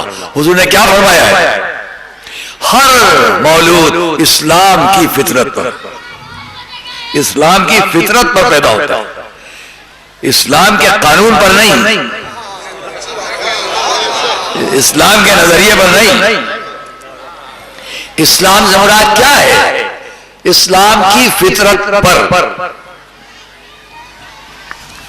اسلام کا ترجمہ کیا ہے؟ سلامتی، امن. اس فطرت پر دنیا کا ہر انسان پیدا ہوتا ہے. حضور نے لفظ اسلام رکھ کر بتلا دیا ہے کہ تم بعد میں اپنا جو بھی نام رکھو یہ نہ بھولنا کہ انسان کی فطرت میں خوریزی نہیں ہے، سلامتی ہے. اور میں اسی سے متصل رکھتے ہوئے اپنی ایک فکر پیش کرتا ہوں. ماشاءاللہ ہر طرح کا مجموعہ یہاں موجود ہے. میری مثال سب کو یاد رہ جائے. میں مختلف جگہوں پر کہہ رہا ہوں. ایک گھر میں جب بچہ پیدا ہوتا ہے، میں آیا، آپ آئے، آپ آئے، آپ آئے. ایک بچہ جب گھر میں آتا ہے، یہ بیٹا ہے بچہ، یہ بیٹے ہیں، یہاں مستورات ہیں، ماؤں کی گودیوں بچے ہوں گے. جب کوئی بچہ اس دنیا میں آتا ہے تو خیال کیے آیا ایک آیا یا آئی ایک، کتنے رشتے لائے؟ جو صاحب باپ نہ تھے وہ باپ کہلانے لگے، جو ماں نہ تھی وہ ماں کہلانے لگی، جو بھائی نہ تھے وہ بھائی کہلانے لگے. ابھی تک جو بہن نہ تھی وہ بہن بن گئی. جو صاحب دادا نہ تھے وہ دادا ہو گئے، وہ صاحب نانا ہو گئے، وہ پر دادا ہو گئے، وہ پر نانا ہو گئے. یہ محترمہ خالہ ہو گئی، وہ پھوپھی ہو گئی، وہ محترم خالو ہو گئے، وہ پھوپا ہو گئے، وہ چچا ہو گئے. یہ میں اس لیے کہہ رہا ہوں ایک بچہ آیا کتنے رشتے لایا؟ انشاءاللہ یاد رہ جائے گا، بھولیے گا نہیں. ایک بچہ دنیا میں کتنے رشتے لایا؟ خالہ، خالو، پھوپا، پھوپھی، ماموں، خالو، چچا، بھائی، بہن، دادا، دادی، نانا، نانی، پردادا، پردانی وغیرہ وغیرہ، اتنے رشتے لایا. جہاں تک میرا مجمع ہے مجھے بتلائے اس میں کوئی رشتہ ایسا ہے جو نفرت دیتا ہو؟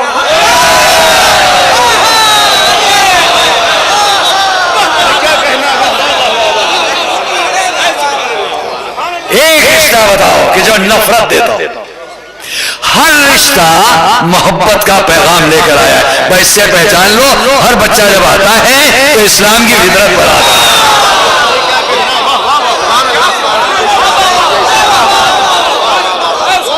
صلوات محمد و آل محمد.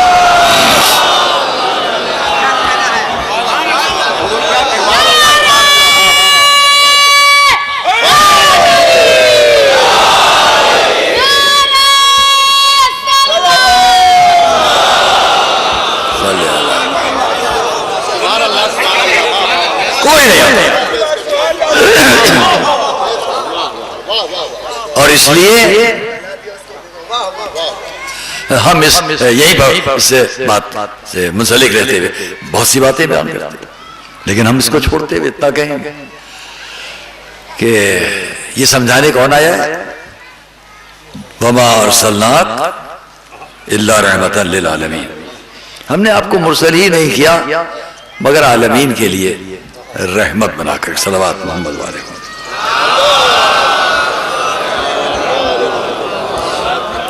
نہیں مرسل، ہم نے آپ کو مرسل ہی نہیں کیا مگر سورہ الانبیاء سورہ الانبیاء 21ویں آیت 22ویں آیت کیا ہے؟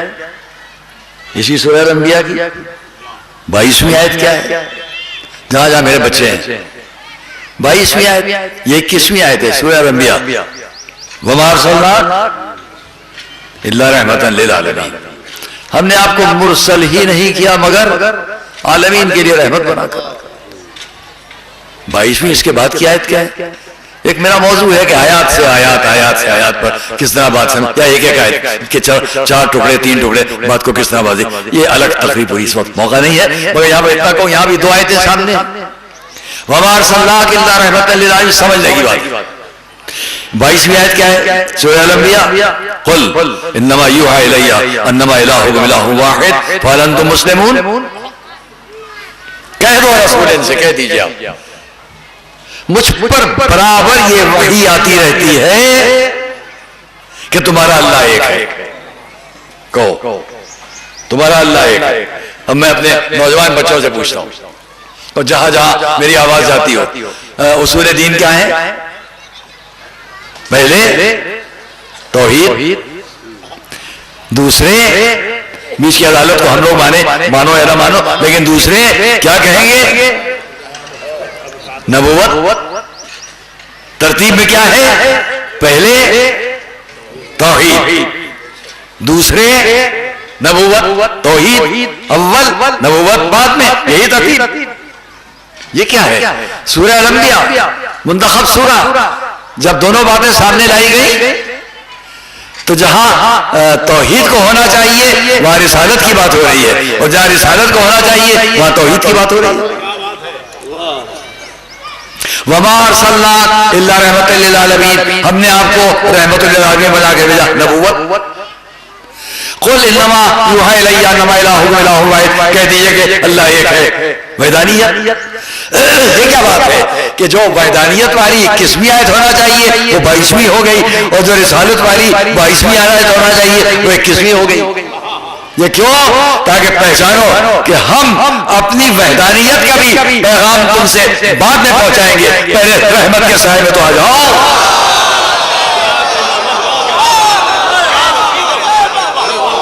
ایک صلوات محمد و آل محمد.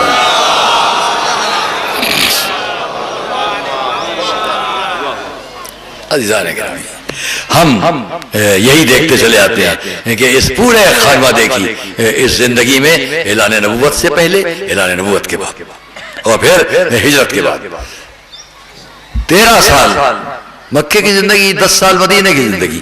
اور جب یہ سب منظر ختم ہونے لگا، اب واپس آئیے میرے ساتھ، میں بہت زیادہ وقت نہیں، واپس چلیں. ابرہا 63 سال پہلے آیا، جہاں سے وہیں سے 62 سال کے بعد ایک اور قافلہ آیا. 63 سال پہلے جہاں سے ابرہا آیا، وہاں سے 62 سال کے بعد، 63 سال مان لیجئے، ایک اور قافلہ آیا. وہ فوج لے کر آیا تھا، ہاتھیوں کی فوج. یہ ایسے آئے کہ کسی کے ہاتھ میں ایک تلوار بھی نہیں ہے. وہ ہزاروں تھے، یہ 40 ہیں. یہ 40 افراد اسی جگہ سے چل کر آئے جہاں سے ابرہا آیا تھا. آ کر انہوں نے رسول کے سامنے، حضور کے سامنے کئی دن تک بحثیں کی، باتیں کی، سب کچھ ہوا، لیکن قائل نہیں ہوئے. اور اس منزل پر ادھر سے پیغام آیا، الحق من ربک فلا تکن من الممترین. حق آپ کے ساتھ ہے، شک کی کوئی ضرورت ہی نہیں ہے. آپ کہہ دیں سے فمن حاجک فیہ من بعد ما جاءک من العلم، آ جاؤ مقابلہ ہو جائے. یہ صلوات پڑھیں محمد علیہ.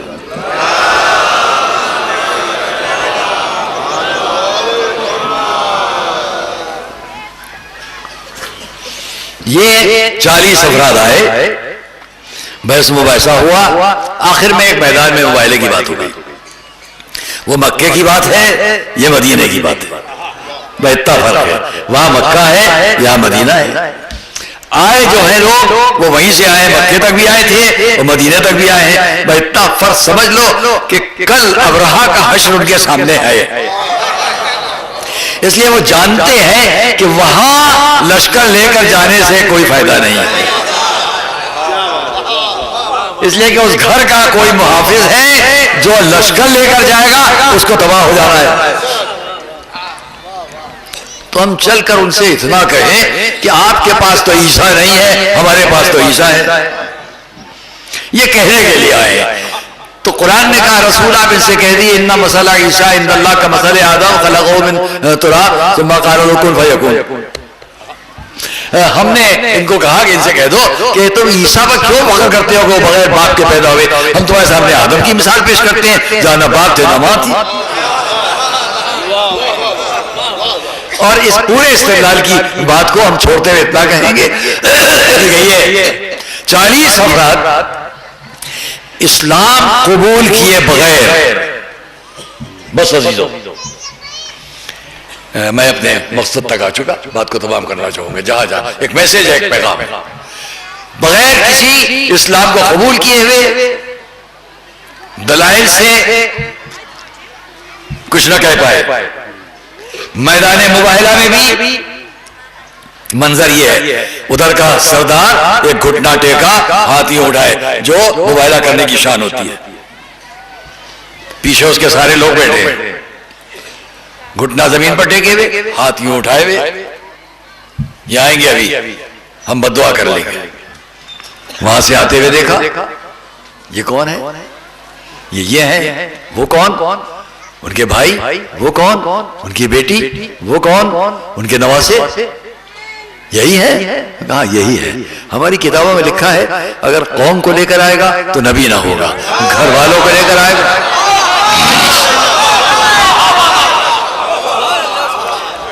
ہم ان سے مباہلہ نہیں کریں گے. مباہلہ ختم نہیں ہوا.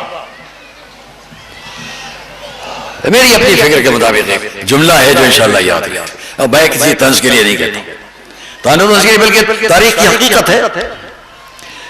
سب نے طے کیا ہم واپس جائیں گے. ایک نے اسلام قبول کر لیا تھا, آگے تھوڑے فاصلے سے واپس آ کر اب ذات جانتے ہیں. لیکن ایک بات جو میں اپنے مجمع سے نقل کروں, ہوا کیا, خانہ کعبہ تک کل ابرہا آیا, آج مدینے تک یہ وہیں سے لوگ آئے اور اب واپس جانا چاہتے ہیں. پہلے میں بیچ میں جملہ کہہ لیا کرتا ہوں کہ ذرا اس کا بھی اندازہ کر لو, مجھے ان سب کے آ کر واپس جانے پر اتنا تعجب نہیں ہے جتنا ان کے آنے پر تعجب ہوتا ہے.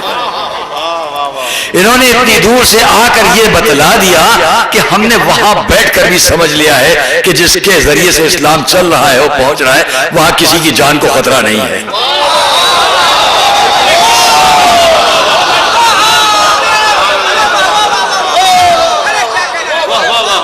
ایک صلوات پڑھے محمد والے ہوں, کسی کی جان کو. اس لیے ان کے آنے پر مجھے تعجب ہے. آئے کیوں؟ یمن سے چل کر آئے, اس یقین کے ساتھ آئے ایک تلوار بھی نہیں ہے, کوئی لشکر نہیں ہے. چلو جہاں چل رہے ہیں وہاں علم کی بات ہوگی, اور جہاں علم کی بات ہوتی ہے وہاں خونریزی اور قتل کی بات نہیں.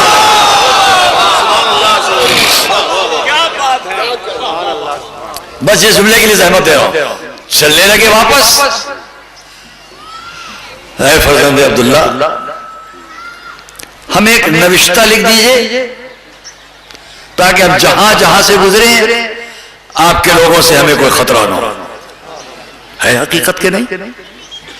اب اس کو لوگ اپنے طور پر کہتے ہیں انہوں نے اتنے حلے دیے, اتنے لباس دیے, اتنے گھوڑے دیے, سب تو فتح رسول کو دیے, اور بدلے میں صرف اتنا چاہا کہ آپ ایک مکتوب ایک خط ایسا لکھ دیں کہ ہم جہاں جہاں سے گزریں, جہاں تک مجمع آخر تک ہے یہ میرا جملہ پہنچے آپ سب تک. اگر آپ جا رہے ہیں ہم لوگ, ہمیں چھوٹا سا نوشتہ لکھ دیے کہ ہم جہاں جہاں سے گزریں وہاں کے لوگوں سے ہمیں کوئی خطرہ نہ ہو.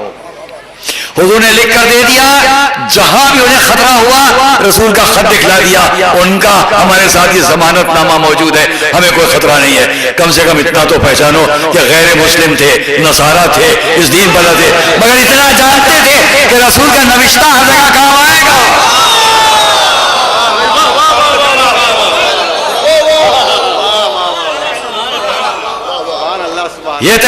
یہاں لکھ کر رسول دیں گے دنیا میں بھی کام آئے گی. کاش اسی کو ہم سمجھ لیتے. ہاں ذرا خیال کریں کہ جس پیغام کو ہم رحمت کا پیغام قرآن کے آیات کتنے، میں اس موضوع پر بہت بہرحال سب چھوڑتے ہوئے قرآن، انبیاء، رسول، ہمارے حضور سب جگہ ایک ہی پیغام. مولا علی کوفے میں حکومت، سلطنت، دنیاوی، ظاہری سب کچھ موجود ہے. ایک مرتبہ باہر سے آ رہے ہیں. یہ بھی مشہور ہے کہ ہمارے آپ کے مولا تنہائی پسند تھے. تجملیات، ظاہری دکھاوا، ان تمام باتوں سے علی دور تھے.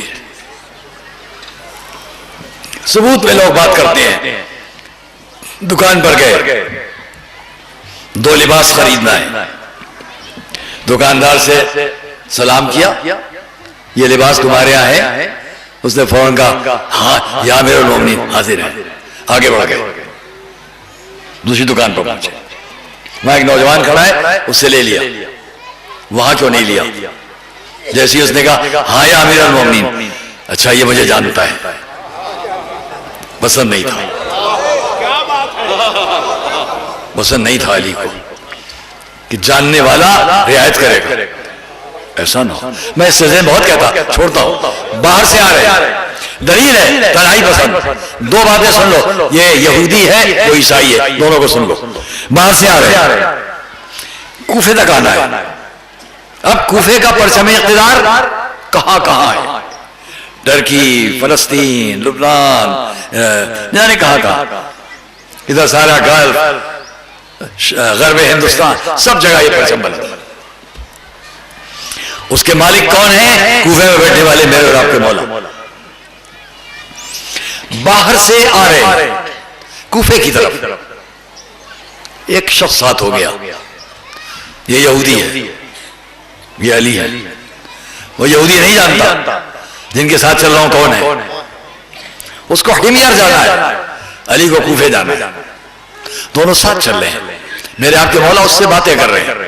میں یہاں پر قرآنی آیات کے حوالے سے بہت سی باتیں کہتا، چھوڑتا ہوں.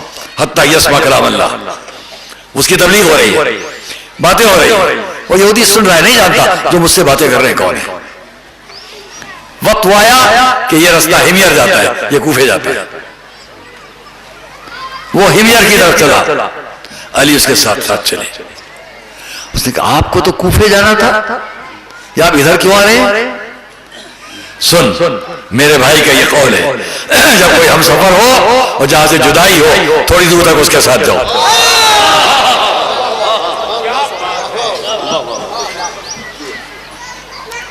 واپس ہو لیے، کوفے آ گئے. کچھ وقفے کے بعد وہ یہودی کوفے آیا، مسجد کوفہ کے سامنے سے گزرا. بڑا مجمع ہے، سامنے کوئی بیٹھا ہوا خطاب کر رہا ہے. رک گیا، یہ آواز تو جانی پہچانی ہے. لوگوں سے پوچھا یہ کون ہے؟ خلیفۃ المسلمین، ان کی لفظوں میں امام وقت مولا علی.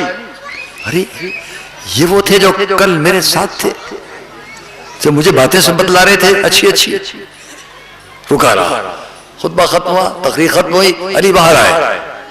جب باہر آئے مجمع ٹوٹا، وہ بھی انتظار میں کھڑا ہے. وقت ملا، آگے بڑھا، ہاتھ پکڑ کے چومنے لگا. آپ وہی تو ہے جو راستے میں تھے؟ ہاں بتا، آپ اتنی بڑی ہستی اور آپ نے مجھ سے راستے باتیں کی. ایک یہودی کے ساتھ، اس کے ساتھ ہم سفر ہوئے، اس کو کچھ دور تک چھوڑنے بھی گئے. آپ یہ آپ ہیں؟ کیا سچ بتلائیے کہ اسلام ہے کیا؟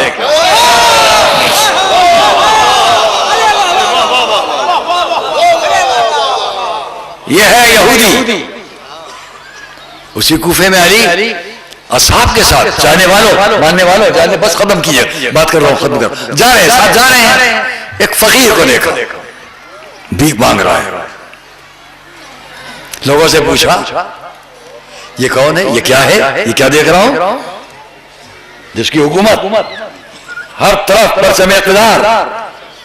ایک فقیر کو دیکھتا ہے، बूढ़ा ज़ईफ कमजोर भीख मांग रहा है। अली के दौरे हुकूमत में कोई भीख मांगे? बस ये जुमला है, ये मैं क्या देख रहा हूं? लोगों ने कहा मौला ये ईसाई है, ईसाई है, बूढ़ा हो गया है, ज़ईफ हो गया है, भीख मांग के अपनी जिंदगी गुजारता है। शर्म नहीं आती तुम लोगों को? कल जब ये ताकतवर था, जवान था, अपनी रोटी रोजी तुम लोगों के बीच में रह के हासिल करता था, आज जब ये मजबूर हो गया तो तुम लोगों ने इसे सड़क पर छोड़ दिया।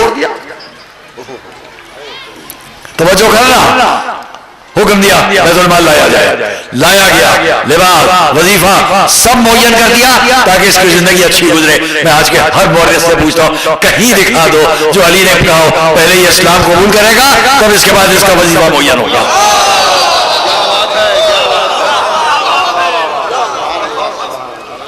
वो यहूदी है, ये ईसाई है। अली ने दोनों मजहबों पर सलूक करके बतला दिया, इस्लाम में न यहूदी न ईसाई, जो भी काबिल रहम है, कमजोर है, उसकी मदद की जाती है। यह है इस्लाम।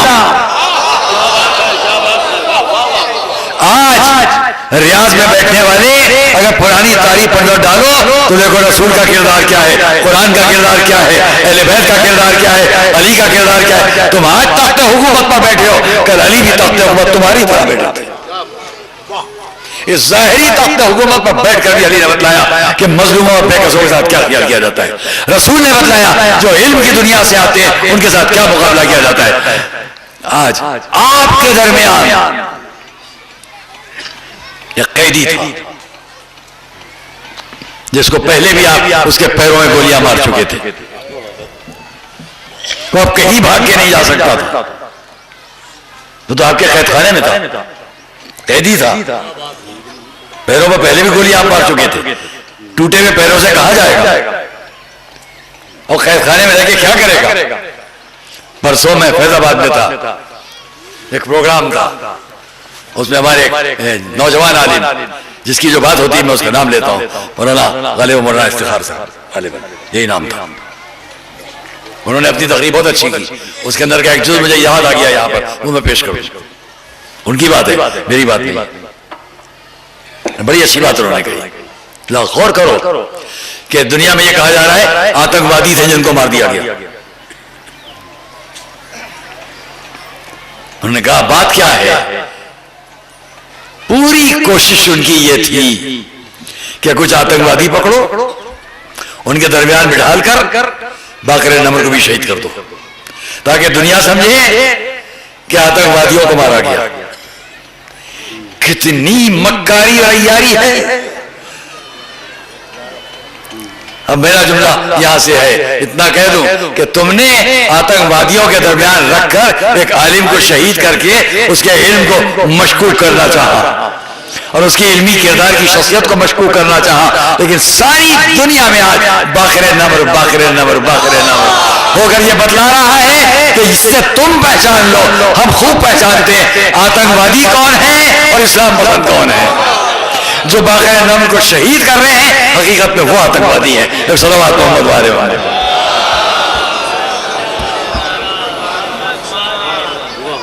कामयाब नहीं होंगे आप, ये कामयाबी नहीं हो पाएगी, इसलिए कि हम खूब जानते हैं हाथ आपका है, कलम आपके हाथ में है, पीछे इस हाथ को और इस कलम को किसी और के हुक्म में चलाया जा रहा है। लेकिन न वो कभी कामयाब हुए हैं न ये होंगे। जब अबरहा कामयाब न हुआ तो ज़ुर्रियात अबरहा कैसे कामयाब हो जाए।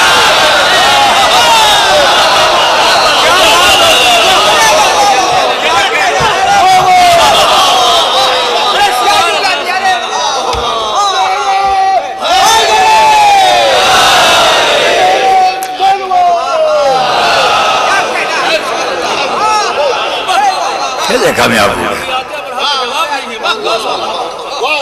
उस घर का जो मुहाफिज, वही शहादत तो शरफ है, इज्जत है, इसको तुम समझते हो हमने शहीद कर दिया, शहादत शरफ है।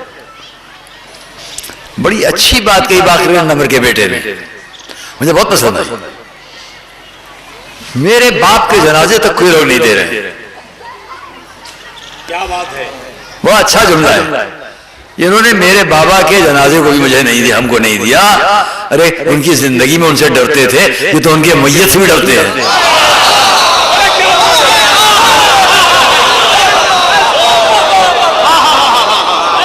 میت سے کچھ نہیں. اور کیونکہ باقر نمبر کیا چاہتے تھے, کیا چاہتے تھے؟ آخر میں جنت البقیع کی بات تھی, بہت واضح لفظوں میں بات تھی. اور یہ نہیں کہ تم الزام لگا دو جنت البقیع کی بات تھی تو ہم نے مار دیا.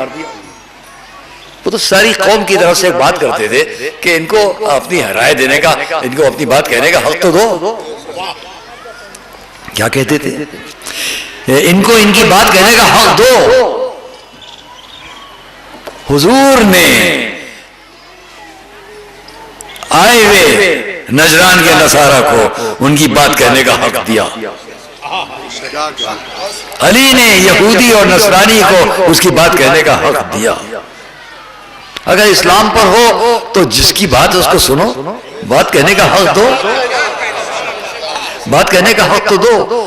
میں حج پر بھی گیا, بعد میں ایک مرتبہ عمرے پر بھی گیا, بڑے تلخ تجربات میرے ساتھ ہیں, وہ بیان کروں تو مجلس کا رنگ بدل جائے. اس لیے اس کو چھوڑتے ہوئے اتنا کہوں گا, کیا میں نے بات شروع کی ہے تمام مسلمانوں سے جو ان کو بڑا دعویٰ ہوتا ہے بہت سے لوگوں کو کہ ہم حافظ قرآن ہیں. میں ان کے حافظہ کا امتحان نہیں لوں گا, نہیں لوں گا. ہاں اتنا کہہ دوں کہ بہت آسان پتہ بتا رہا ہوں, کسی الجھن کی ضرورت نہیں ہے. 5 پارے ختم کرو, فرق پلٹ دو, پڑھنے کی بھی ضرورت نہیں, تلاوت کی ضرورت نہیں, فرق پلٹو, اوپر دیکھو کیا لکھا ہوا ہے, 5واں پارا ختم ہوا. اب کیا ہے 6واں پارا, آسان پتہ, بہت آسان ایڈریس ہے, بہت آسان پتہ ہے. 6واں پارا جیسے ہی شروع ہوا کیا لکھا ہے اوپر, ابھی جہاں سے میں نے بات شروع کی تھی, کیا لکھا ہے؟ لا يحب اللہ الجہر بالسوء من القول. یہاں پر بات ختم ہو جاتی تو تم حق پہ ہوتے. کیا کہہ رہا ہے قرآن یہاں پر؟ اللہ بلند آواز سے کسی کو بھی برا کہنے کو پسند نہیں کرتا.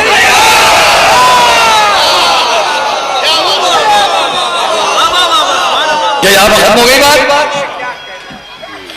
اگر یہی بات ہو جاتی تو تمہیں کہنے کا حق تھا لا يحب اللہ الجہر بالسوء من القول. دیکھیے قرآن میں اللہ بلند آواز سے کسی کو برا کہنے کو پسند نہیں کرتا, یہ نہیں ہے. ایک لفظ آگے پڑھو, کیا ختم ہو رہی بات؟ لا يحب اللہ الجہر بالسوء من القول الا من ظلم. اللہ بلند آواز سے کسی کو برا کہنے کو پسند نہیں کرتا مگر اس کو اجازت ہے جس پر ظلم ہوا. مظلوم کو حق ہے کہ اپنی مظلومیت کو بیان کرے اور ظالم کے ظلم کو نمایاں کرے. یہی وجہ ہے یہ مجلسیں ہو رہی, یہ مجلسیں ساری دنیا میں, یہ جلوس ساری دنیا میں تمہارے ظلم کو اشکار کرنے کے لیے. ویسے ہی کیونکہ ہم عزاداروں کے, کربلا والوں کے نقش قدم ہم نے وہاں سے سیکھا ہے, کربلا سے سیکھا ہے. جو بات کربلا تک نہ آئی کربلا سے نمایاں ہو گئی. کربلا نے یہ سمجھا دیا کسی کے ظلم سے نہ ڈرو اور پھر ظالم کو اس کے ظلم کو نمایاں کرنے سے یہ مت گھبراؤ. دلیل کیا ہے؟ اور دیکھو کربلا میں ایک لاشا پارا پارا تیروں اور تلواروں سے زخمی, چھلنی پارا پارا, بیچ صحرائے کربلا. کسی اور کا لاشا نہیں ہے, اس رسول کے نواسے کی بات ہے, اس علی کے بیٹے کی بات ہے, ان معصومہ کے بیٹے کی بات ہے. کتنے مناظر, انہی کا بیٹا, انہی کا نواسا, انہی کا فرزند, بیچ کربلا. اور 3 دن کی بھوک اور پیاس میں ایک بہن ہے جو ایک ٹیلے پر کھڑی ہے.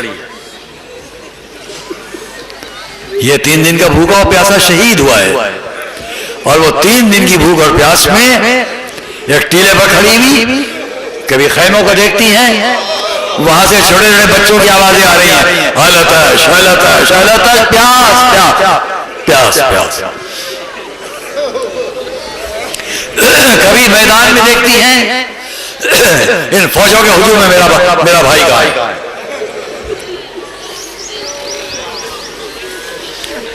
اس ہجوم میں یزیدی فوجوں کے میرا بھائی کہاں ہے؟ اوپر ٹیلے سے نظر ڈالتی ہے، کدھر ہے میرا بھائی، کدھر ہے؟ پھر خیموں تک آ جاتی ہیں، بچوں کو تسلی، بیویوں کو دلاسا۔ میں سمجھتا ہوں بڑا نفسیاتی وقت ہوگا کہ جب شہزادی خیمے میں واپس آتی ہوں گی تو ساری بیویاں سمجھ لیتی ہوں گی ابھی خیر ہے، ابھی خیر ہے، ابھی خیر ہے۔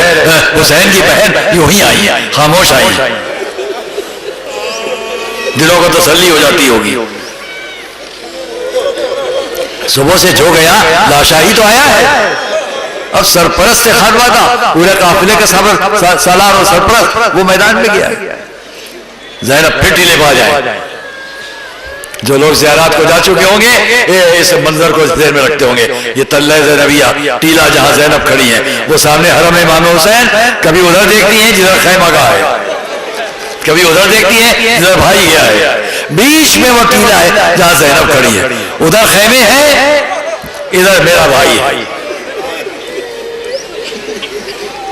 اتنے میں شہزادی کے کانوں تک آواز آئی، بسم اللہ وباللہ وعلی ملت رسول اللہ۔ صاحبان مقاتل نے لکھا کہ زینب نے کیسے سمجھا کہ میرے بھائی کے گلے پر خنجر ہے، اس لیے کہ صبح سے جب بھی کوئی میدان میں جاتا تھا تو امام کی زبان پر جملہ ہوتا تھا انا للہ و انا الیہ راجعون، اور جب وہ آواز دیتا تھا مولا مدد کو آئیے، مولا آخری سلام قبول کیجئے، تو امام کی زبان پر ہوتا تھا بسم اللہ و باللہ وعلی ملت رسول اللہ۔ زینب کے کانوں تک یہ بھی میں کہتا ہوں، یہ بھی قدرت کی طرف سے ایک اشارہ تھا، اعجاز تھا، انداز تھا۔ کہاں پورا میدان فوجوں سے بھرا ہوا، اور کہا پورے میدان پر سناٹا چھا گیا، ایسا سناٹا چھایا کہ دور میدان سے ایک آواز ابھری، بسم اللہ وباللہ وعلی ملت۔ زینب نے پہچان لیا کہ میرے بھائی کی آواز،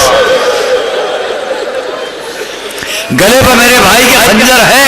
میں بتاؤں زینب خیموں کی طرف چلی، ابھی راستہ طے نہ کیا تھا کہ زمین پر زلزلہ آیا، آسمان پر آندھی چلی، آواز بلند ہوئی، الا قتل الحسین بکربلا۔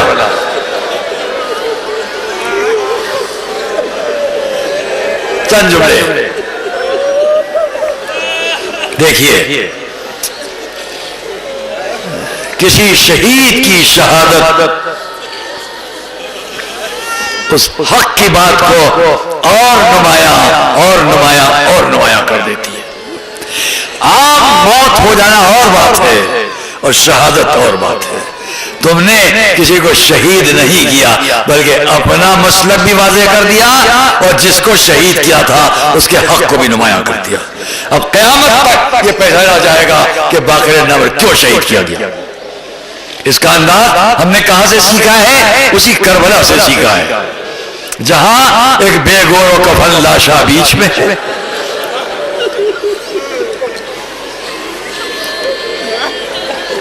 اور ایک بہن جلتی ہوئی ریت پر بیٹھی ہوئی ہے۔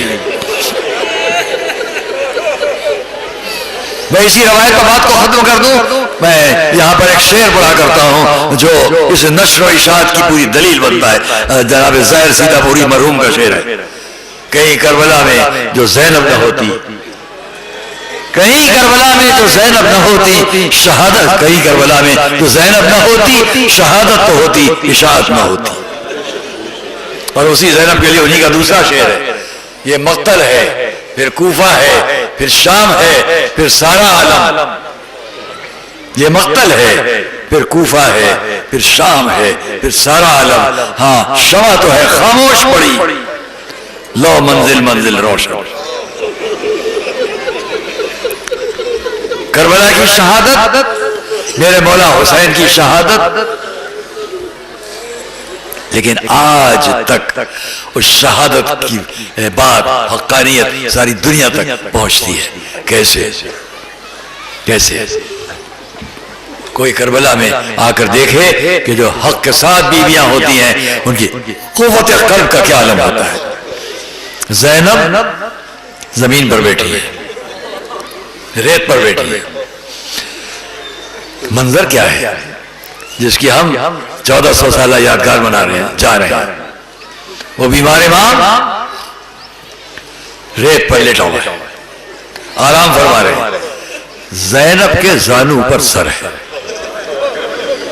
پھوپھی کے زانو پر بیمار بھتیجے کا سر، میں اسی کو سنیے بات کروں، بیمار بھتیجے کا سر کہ شہزادی زینب نے دیکھا سامنے سے ناقے آ رہے ہیں، لائے جا رہے ہیں، لائے جا رہے ہیں، ٹھہرائے گئے ناقے۔ پوچھا بیٹا سیدھے سجاد یہ ناقے کیوں لائے جا رہے ہیں؟ عقیلہ، فہیمہ، عالمہ، سارے القاب جس زینب کے ساتھ ہوں وہ نہیں جانتی ناقے کیوں لائے جا رہے ہیں۔ بات یہ ہے کہ جس شان سے ناقے لائے جا رہے تھے زینب خیال بھی نہیں کر سکتی تھی کہ ان پر ہم کو بٹھایا جائے، نہ ہماریاں نہ کجاوے، ناقے لائے گئے۔ زینب نے پوچھ لیا بیٹا سیدھے سجاد تم امام وقت ہو، یہ بتاؤ یہ ناقے کیوں لائے جا رہے ہیں؟ جواب دیا پھوپھی ابھی ہم سب کو ان پر قیدی بنا کر لے جایا جائے، انشاءاللہ جہاں جہاں آنکھیں نم ہوں گی وہ دو جملے سن لیجئے، ابھی ان کو سب کو ہم سب کو قیدی بنا کر ان پر لے جایا جائے۔ اور دیکھو کہ جو ادھر سے روحانیت کی زندگی ہوتی ہے اس کا اثر کہاں تک ہوتا ہے کہ اتنے میں علی اور فاطمہ کی بیٹی ہماری رب کی شہزادی زینب نے پوچھا بیٹا میں یہ محسوس کر رہی ہوں کہ آگے آگے جو دو بلند خاکستری رنگ کے ناقے ہیں ایسا لگتا ہے جیسے ایک ناقہ دوسرے سے کچھ باتیں کر رہا ہے، یہ بتلاؤ یہ کیا باتیں کر رہے ہیں؟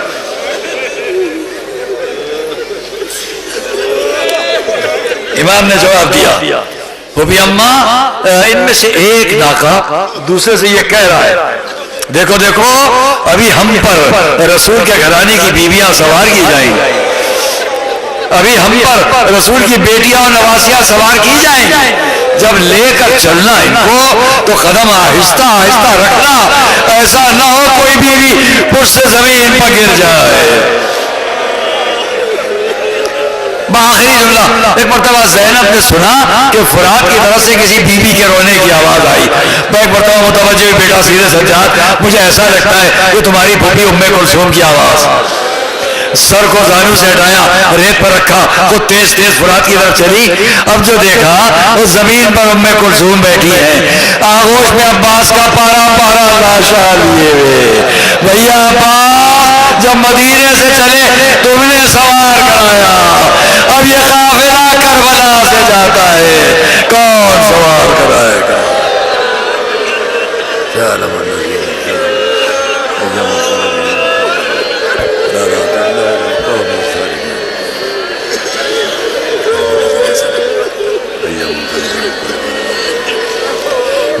کہ محمد والے محمد تمام شرکاء مجلس کو ان کے دلی شرعی مقاصد میں کامیابی عطا فرما، جو کسی فکر و تردد ان کو سے نجات عطا فرما، رب حق محمد والے محمد ہمارے گناہوں کو بخش دے، ہمارے اعمال کو قبول فرما، ہمارے گزشتگان کو جوار معصومین میں جگہ عطا فرما، نصرت دین اسلام کرنے والوں کو مظفر و منصور و کامیاب فرما، دشمنان اسلام کو ذلیل و رسوا فرما، بحق محمد والے محمد زندگی کی آخری سانس تک ہم گراہ محبت اہل بیت پر ثابت قدم رکھ، ضرورت ذات حجت میں تاجر فرما، عظیم علماء کا سایہ ہمارے سروں پر باقی رہے بحق محمد والے۔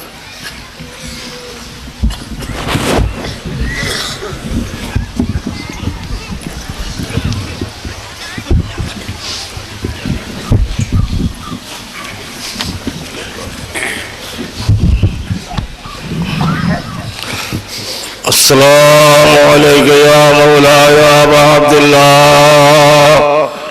السلام علیکم رسول اللہ، السلام علیکم جمیع شہداء کربلا ورحمۃ اللہ وبرکاتہ، السلام علیکم یا غریب الغرباء، السلام عليك يا معين الضعفاء والفقراء السلطان يا أبا الحسن علي بن موسى الرضا الروح وجسمي لك الفداء ورحمة الله وبركاته. السلام عليك يا مولاي يا صاحب النصر والزمان الأمان الأمان الأمان. السلام عليك يا خليفة الرحمن. السلام عليك يا إمام الإنس والجان.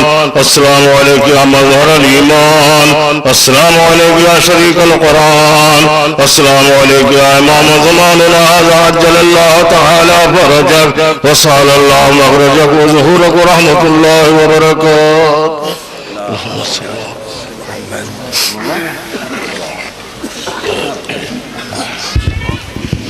حضرات مومنین، نظر مولا کا اہتمام کیا گیا ہے، آپ تبرک سے فیضیاب ہو. جملہ مومنین کی خدمت میں گزارش ہے کہ نظر مولا کا اہتمام کیا گیا ہے، آپ حضرات باعزت اراکین آپ کی خدمت میں پہنچا رہے ہیں انتہائی پرسکون انداز میں.